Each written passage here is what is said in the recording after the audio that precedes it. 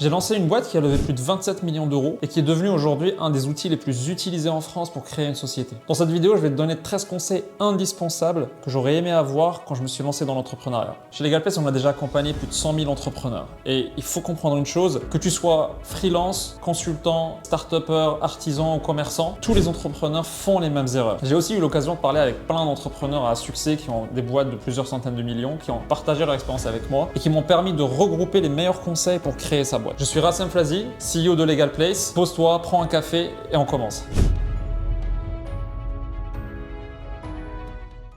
Premier conseil, lance-toi maintenant. Il n'y a pas de meilleur moment pour se lancer contrairement à ce que tu peux penser. Et le meilleur timing pour se lancer, c'est maintenant. Il ne faut pas attendre que l'opportunité arrive vers toi. C'est quand tu démarres que tu attires les opportunités. Une anecdote que je raconte souvent, c'est que quand j'ai lancé LegalPlace, il y avait un concurrent américain qui avait annoncé qu'il allait débarquer la même année. J'étais tellement dans l'action que heureusement que j'avais pas trop réfléchi avant de me lancer parce que j'aurais peut-être pris peur que ce concurrent arrive et peut-être que j'aurais jamais lancé. La fin de l'histoire, c'est que ce concurrent s'est retiré après 1 an. Donc j'ai bien fait de ne pas trop réfléchir. Conseil numéro 2, construis quelque chose que les gens veulent vraiment. Une des erreurs les plus communes que les entrepreneurs font, c'est de construire un produit ou un service que eux-mêmes veulent avoir et pas que le marché demande. Et le problème de ça, c'est que si tu construis quelque chose que toi tu aimes, ça risque d'être très niche et donc rester très petit comme business. Avec tous les trucs qu'il y aura dans les tableaux de bord et tout le merdier, elle va coûter aussi cher qu'un avion.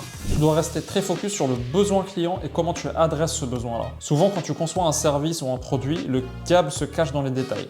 Et tu vas jamais trouver les détails qui comptent si tu ne passes pas beaucoup de temps à parler avec ton client. Conseil numéro 3, ne commence pas par tout automatiser au début. C'est une fois que tu as traité à la main plein de demandes clients pour délivrer ton service que tu commences à bien automatiser et savoir ce qu'il faut automatiser, ce qu'il ne faut pas automatiser. LegalPlace, on a toujours utilisé ce concept. À chaque fois qu'on lance un nouveau produit, il commence en étant manuel avant de savoir exactement ce qu'il faut automatiser et comment. Un exemple très célèbre, c'est l'exemple d'Uber qui a commencé par faire ses premières courses grâce à un fichier Excel. Et donc, il y avait 0 application, 0 produit. Ils avaient une liste des commandes de clients et une liste des chauffeurs disponibles avec les numéros de téléphone et ils appelaient les clients et les chauffeurs pour les connecter. C'est que quelques mois plus tard qu'ils ont développé l'application, mais pour le coup, ils savaient exactement comment développer cette application parce qu'ils ont passé beaucoup de temps à gérer ce service manuellement. Conseil numéro 4, applique toujours la loi des 20-80. Un business, quand il démarre, a beaucoup moins de moyens qu'un business qui est déjà établi. Donc, il est obligé de faire beaucoup plus avec beaucoup moins. Donc, il faut identifier les 20% d'efforts qui donnent 80% de résultats. On surestime toujours ce qu'on peut faire en 1 an, mais on sous-estime ce qu'on peut faire en 10 ans.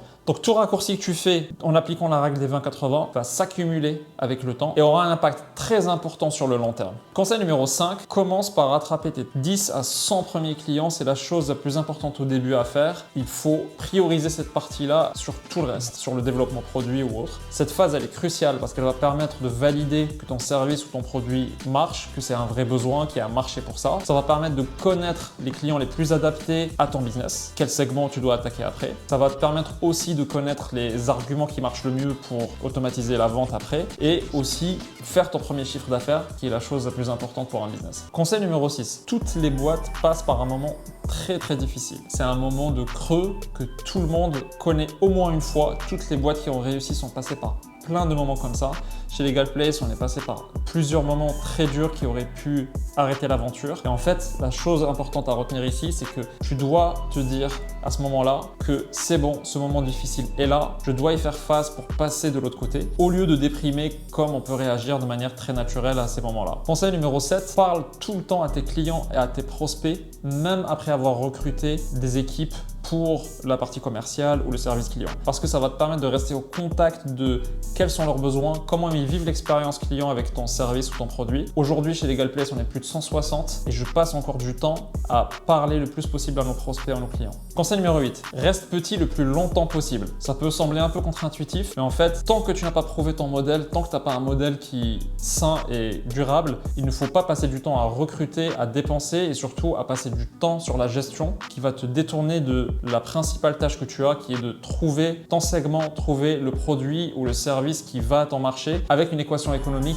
qui marche. Conseil numéro 9, si tu lèves de l'argent, il faut savoir que ce n'est pas ton argent. Quand tu lèves de l'argent, il y a une course qui va démarrer de 18 mois, 24 mois dans laquelle tu dois dépenser cet argent sur des choses qui vont permettre à ton business de croître. Si tu n'es pas sûr en avance sur quoi il faut dépenser, sur quels commerciaux, sur quel marketing pour automatiquement et mécaniquement faire grossir ta boîte, il faut mieux ne pas lever cet argent-là parce que ça va poser un risque énorme pour toi. Conseil numéro 10, faire une levée de fonds n'est pas un critère de succès. Beaucoup de sociétés n'ont pas besoin de lever, elles réussissent très bien. Ce n'est pas un but en soi de lever, c'est vraiment un moyen pour accélérer quand tu sais exactement sur quoi il faut appuyer, sur quoi il faut mettre du cash pour accélérer. Conseil numéro 12, évite les longues négociations avec les très gros comptes. Si tu as un business où ton client, c'est des très grosses boîtes, ça peut te tuer de négocier avec eux pendant 2 ans. Le cycle de vente pour une boîte de taille moyenne, si ton client c'est une PME, va être de 2 mois, 3 mois jusqu'à 6 mois. Quand tu t'adresses à de très grosses boîtes parce que c'est elles tes clients, c'est des cycles de vente de 1 an, 2 ans, voire plus. Si tu dépends entièrement pour faire ton premier euro de chiffre d'affaires sur une négociation de 2 ans avec un grand compte, tu as beaucoup de chances de mourir avant d'atteindre les 2 ans.